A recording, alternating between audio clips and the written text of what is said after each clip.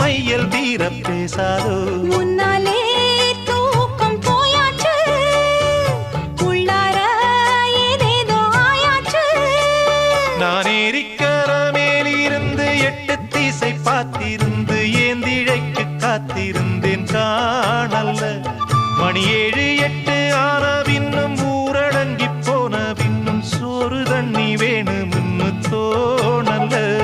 என் தெம்மாங்கு பாட்டை கேட்டு தெங்காத்து ஓடி வந்து தூதாக போக வேணும் அக்கறையில நாம் உண்டான ஆசைகளை உள்ளார பூட்டி வச்சு திண்டாடி நிக்கிறேனே இக்கரையில நான் ஏரிக்கர மேலிருந்து 8 திசை பார்த்திருந்து ஏந்திழைக்கு காத்திருந்தேன் காணல்ல